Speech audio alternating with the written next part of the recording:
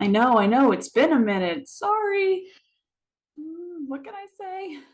Nothing. I can't think of anything clever to say. I'm sorry. But I do have something to talk about. I know it's been like months of silence, but I wanted to talk about my latest Broadway adventure. A lot open this season. And it's like, what do you choose? Well, my kid had no problem going, "Oh, I want to see these five shows." And we do have tickets to all five, but it's going to take a while to get through them, so bear with me. So, first show on our docket was Lempicka. So, I want to talk about it because it's sadly the first post Tony Award nomination announced casualty.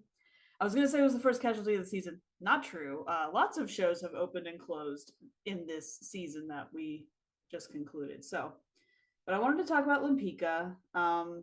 This is sort of a review. That's sort of what I've been doing, but I have different kind of thoughts for this show. So that's what I want to talk about more. The day we went, uh, I'm not sure how to say his name, but Lempicki, Tezus, um, was played by Kyle Brown, not Andrew Simonsky. God, I'm butchering these names.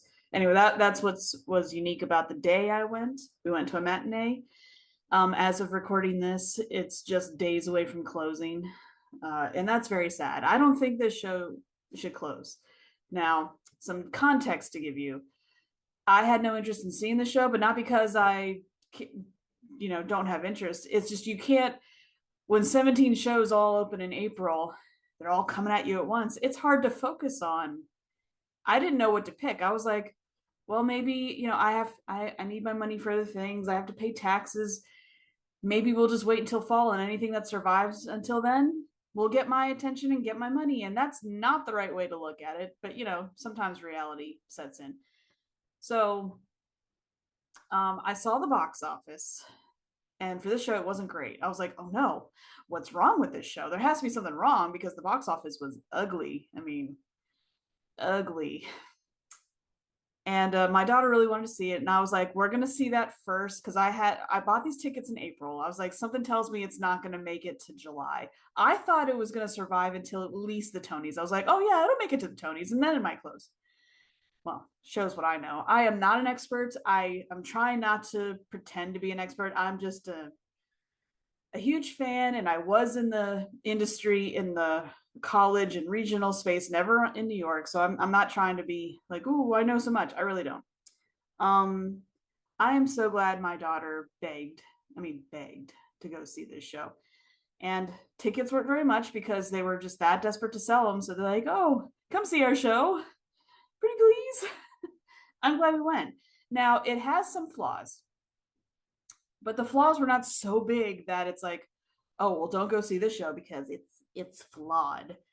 I don't agree with that. And shows don't need to be perfect. And because art is subjective, even a show that's technically sound, you got the right cast and you have the right direction and you have all the right moving pieces.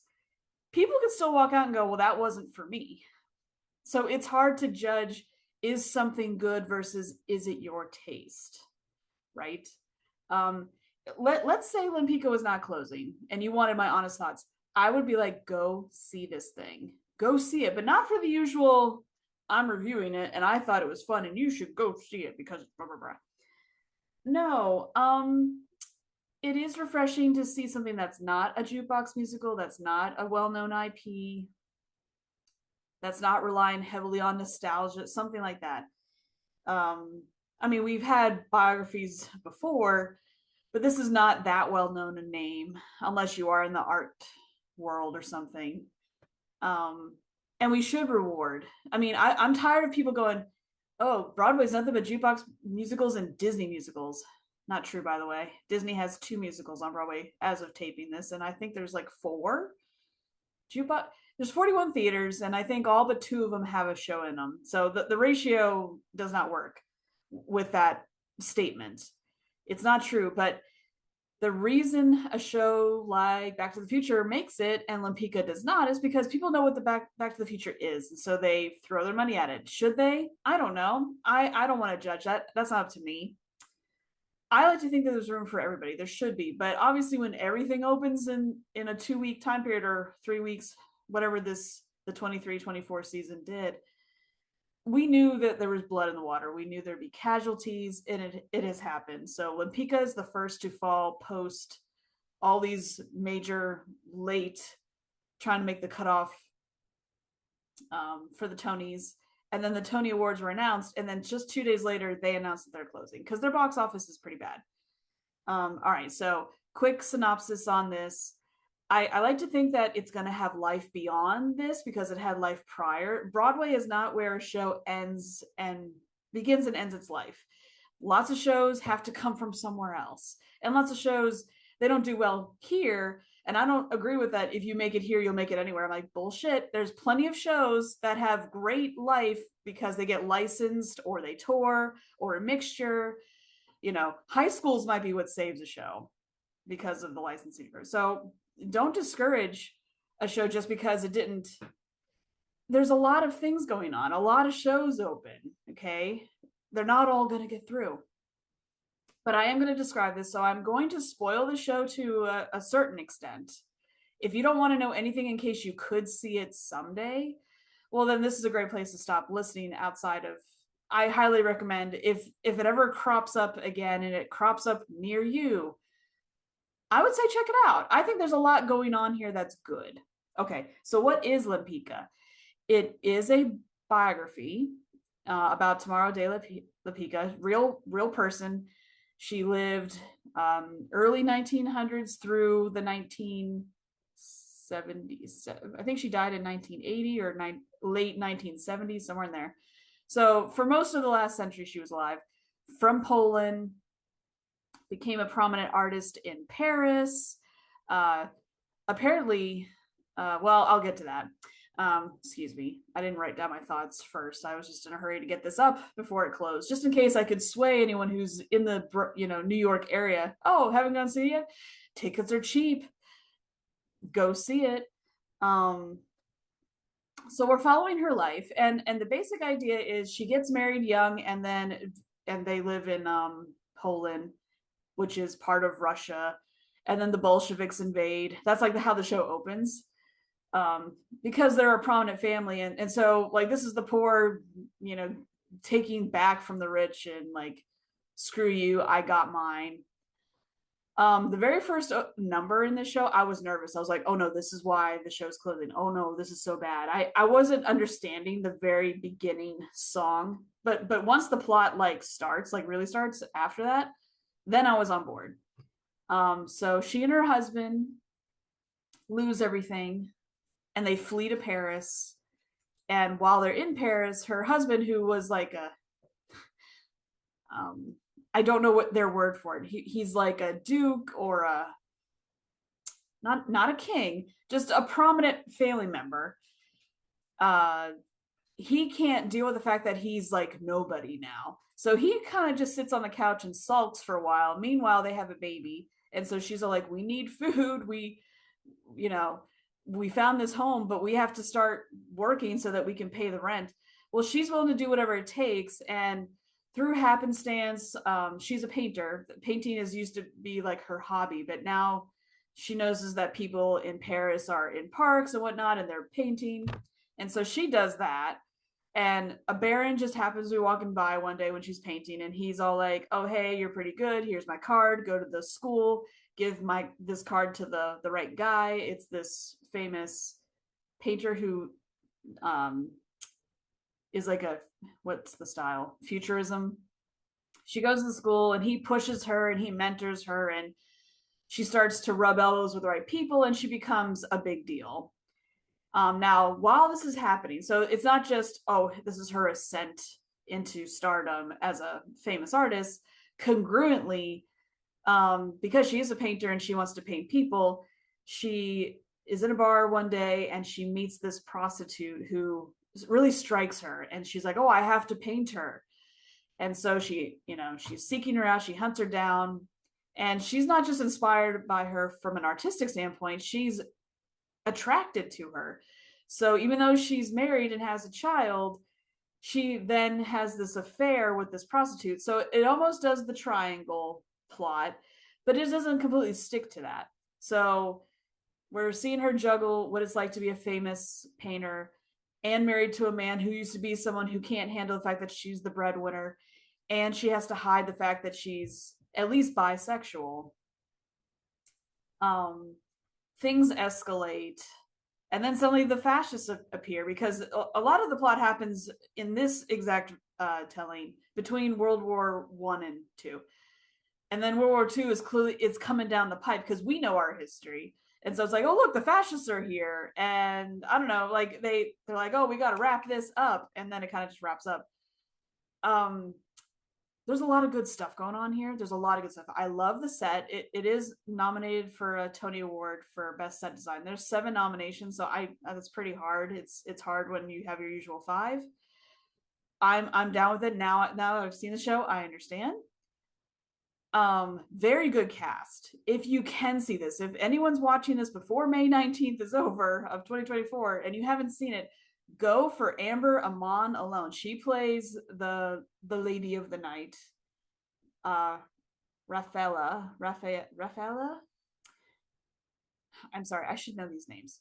um Even though Eden Esbizona plays Lempicka and she's the star, Amber Amon steals the show, but not like on purpose.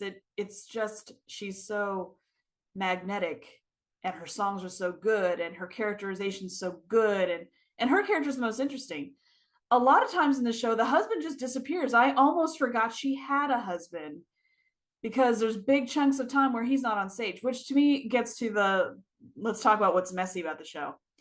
I think the show wants to do a lot of things, but it needs to pick one so it can do one thing really well. If you're going to do the triangle thing, do the triangle thing, but that means you have to bring the husband back on and give him an arc so that we're not all like, oh yeah, that guy. But it also wants to talk about how art influences political movements, and how does art shape our history, or how does art help capture our history because we're reacting to what's going on.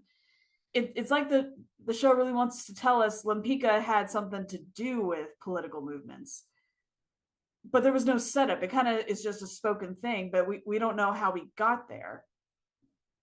The show also wants to do this thing where, you know, okay, it's really unfortunate that I can't believe Lempicka's luck. In the same season, they do a revival of Cabaret. I got so many Cabaret vibes from this show. This show, the very brief description of it is, it's Sunday in the Park with George meets Cabaret inside a Madonna video. That's what I thought. As when the first opening number, it looked like Vogue, like hardcore.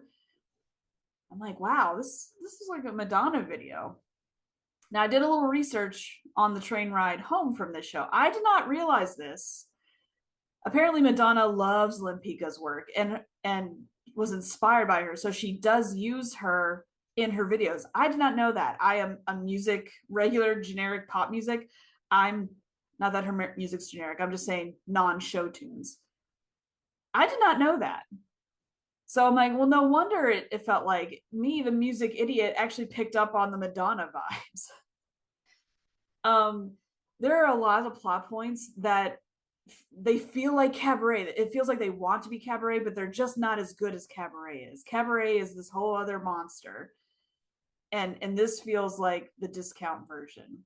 I don't know if that's what they're trying to do, but because they're both out right now, and I have seen Cabaret, uh, the similarities were just like uncanny. It just feels like a very unfortunate. It's kind of like how there's 2 Gatsbys that are vying for our attention. One's on Broadway right now, but I think another one's coming. It's kind of like how we had the 2 Wild Party. Like, this just feels like another thing. They just don't have the same title. So we have a character who's sort of like, reminds me of the MC, and she's played by, I want to get this right, I know it's Natalie Joy Johnson plays a character named Susie. Very talented, very funny, loved her. And I was like in the back, even though all the seats are cheap, they weren't as cheap when I bought them. So I got balcony. So we were almost the last row. It's like she was playing to me. Very funny. But it feels like her character is just like, I'm a lesbian and I have my lesbian bar. Come on in and be lesbians together. There was like no depth there, because I was reading some comments on Instagram, and people who are queer are like, I want queer shows, but I want good queer shows. And I didn't know what they meant by that. I was like, is this what you mean? Now, I'm a straight woman. I don't want to speak for the community. If you're watching this and you're queer and you've seen Lempicka, is that what you're talking about? Is her character just lazy because it's like, oh, I'm just here to shock you and go, look, I'm a lesbian, woo, and like that's all she does. um I mean, I had a good time, but she does not represent me, so maybe I just can't see what's wrong with it. Is it too much of a parody? Is it a stereotype? I don't know. Nothing seemed really derogatory to me, but I could understand if you look at it and you go, well, that looks a little lazy. I could understand that.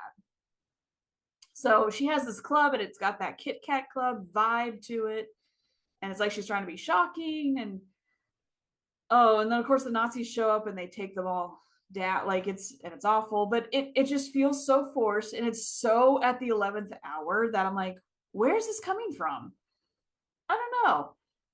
It's not like you can't have lesbians and you can't talk about lesbianism and how hard it was and arguably still is, but they just do such a small little thing instead of really doing a deep dive and exploring it. So it's like it's so surface level. It's not that I didn't care, but I know I've seen better, and maybe I would have been moved more if they had given more care to it. I hope I'm making sense. All right, so I mentioned that there was a Baron who sees Lempicka in the park, and he hands her a card and says, "Go to this school and give my this card to this guy, and he'll get you where you need to be." He pops in here and there, but he's just very much a background character. Well, at the very end of the show, his wife, who's also popping in, just to be the butt of a joke because she's the bourgeoisie, she's a well-to-do grand dame. But at the very, very, very end of the show, like the 11 o'clock hour number is not Lempicka's. Um, Something spoilery happens. I don't want to say it. And so Lupika's at her lowest low, and you think she's gonna burst into a ballad. But the Baroness comes in and she's like, I'm dying. I need you to paint my portrait to give to my husband so he'll remember me. But she does this in song. It's a beautiful song. Oh, what's her name? I want to give credit where credit is due. She was so good. Baroness Beth Level, Leavel. Why do I say that? Oh, Beth, right here. It was so beautiful. It was so moving. But we don't know this character. She would come in for a line or two just to go, oh, this painting is crap. I don't know why you want to paint naked women. And then she would like leave. Like, we don't know her. Why does she have this random ballad? And it's beautiful and it's moving on its own. But there could have been more weight behind it if we had spent the show getting to know her. I don't know. The show is so messy. But what they did really well, they did really well. And so like there's these little glimmers of awesome. But when you put all the pieces together to make this one show, as a whole, it's just okay. You know what I mean? And I think that's really unfortunate. So that's why I wanted to come on here and talk about it, because I think there's so much good going on. And we don't need perfection. I was entertained. We need entertainment. And I do like the idea of it has a lot to say. It certainly is the kind of show where afterwards you can go and have your dinner and be like, oh, so what did that make you think about? Do we think art has political influence or not? Do we think she had political influence or not? And you can debate that. To me, that's what good theater does, is it gets people talking in those kinds of ways. I believe it opened April 13th. And it's closing May 19th. So just over a month of, now I know all shows have a preview section, and I don't think that they are press only. I think they're press heavy, but I think people can buy tickets to those. So point is, I know it came from somewhere, and I guess it's been in the works to move to Broadway for a while. Either it wasn't ready yet because it did feel like a rough draft at times, Or maybe it should have looked at just how crowded this season was and be like, you know what, we're gonna pick a different time so that we have some space, so that we can breathe. I think it's a real shame that there's not more eyeballs on this. I think that's a real shame because it wasn't just sentimental fluff like, here's that movie you like, or here's that music artist that we all can bop to. It did feel like it had something more to it, but maybe it just wasn't there yet. Maybe they rushed it to get it on Broadway because I don't know. I don't know how the back behind closed door deals work. Maybe it was like, if you don't take this theater now, then the ship has sailed. I don't know if there's ultimatums like that. If you're in the industry and you're watching this, I would love to know. Um, I do think the crowded season hurt it, and it's not the only show. I have theories on other shows, but I'll wait until some more time goes by and we have some more information. Um, and it's so unfortunate that Cabaret is open at the same time. I think that's really bad timing, me personally, from what I was able to link together. The performances are great, the scenery is great, the music. I mean, what in the moment I was like, oh, this is beautiful, but I don't remember a single song. Now I'm the kind of person where I have to hear it a couple times and then I'm like, oh yeah. So if I apparently there is a cast recording coming out, maybe if I get it and listen to it, maybe it can be like, oh yeah. um it is not on one go for me personally, but that's just a hang up that I have. That might be my fault. So I think the music's just okay. A lot of people are saying that the music, like the scores for all the new shows this season, are not at the highest. And that's a real shame because if you don't have good music, then you're not a good musical. Maybe this would have been better as a play. I don't know. Um, I just don't want it to be like, oh look, another thing tried to make it on Broadway and then it closed. Oh well. I actually think this one is worth exploring, and I think someone should try to save it. I hope it has life beyond this. I really do, and I hope more people can give it a chance once they kind of settle down from all the other things that are coming at you. I have to admit, when I look at the Broadway season, if you only look at the new shows, not the classics that have been there for a while, like Wicked and Book of Mormon, things that are kind of they've cemented themselves. They're not going anywhere just yet. If you look at just the new work, not a whole lot of them jump out at me. I mean, I want to see Gatsby because I like that story, but I'm prepared for it to not be what I would like it to be, what I think it could be worthy of. But this was a surprise. I thought this would be just okay, or I thought, okay, I'll sit through this for my kid, but I don't care. I actually really, really like it. It made me feel good. It made me want to think about things. I don't know. I like theater that does that to me. And the most important thing, my child loves theater, but this is the first show since six that she like had this out of body experience. I mean, when I take her to six, she loses her mind because she's the target demographic for that show. And she likes other shows, and she claims that six is not her favorite show. She claims that Some Like It Hot is.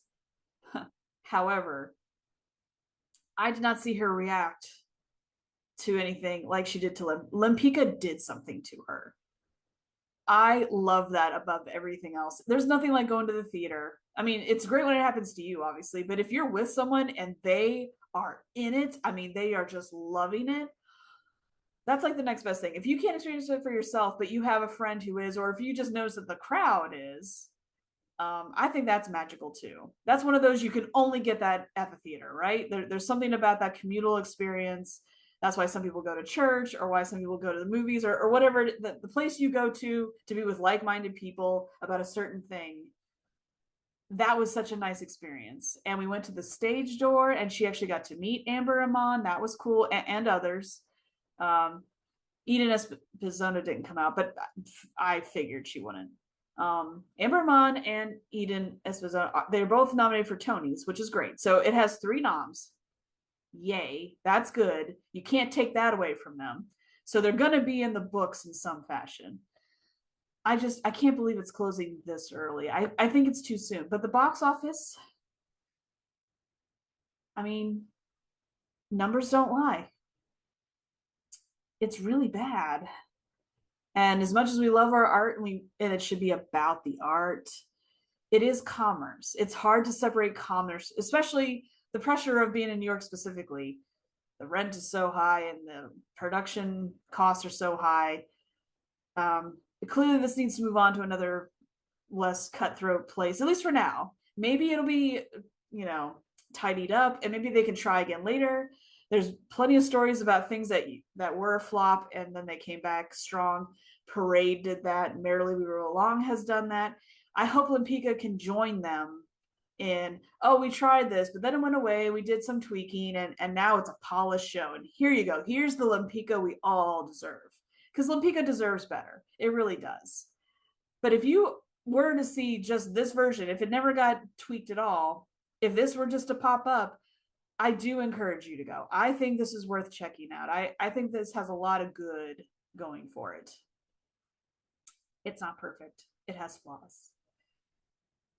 But they didn't bother me so much that I was like, oh, I can't believe I wasted my money on that. It did not feel like a waste of money. It was such a good time. And the Longacre Theater, I've never been there, felt like a very good space. It's one of the smaller houses, but it's not tiny. I don't know. It just had a good vibe. Everything felt good. Like it was a good day, you know. So I just wanted to talk about it. I haven't been on here in a while, and I could have, but it would all be shows that I've seen 5,000 times, and this is more important. Let's talk about new work. New work needs some more attention, right? So I went. I liked 97% of it. And so I think that's a good recommendation. I hope we can save it. If you have any thoughts on this, you are welcome to share them. I applaud everyone involved in the creative team and cast and crew, everyone. You got to get your coins somehow. I hope you're not ashamed of what you've done. I think they've done very good work. Very good work. They do not deserve to be closing this early. Do they need to run 5,000 years? No, but longer would have been much better. I think it really would have helped, but that's just me. I'm just a well-meaning idiot trying to just contribute more thoughts. Go see the show if you can. Support it somehow, right? That's all I wanted to say. So thank you for this. I am going to see more shows, but they're going to be really late. Not my next show is not until, well, that's a lie. A lot of these shows I'm going to see after the Tonys. That's just, you got to go when you can afford to go. And so more's coming, and it will be before fall. So stay tuned. Anyway, thanks. Bye.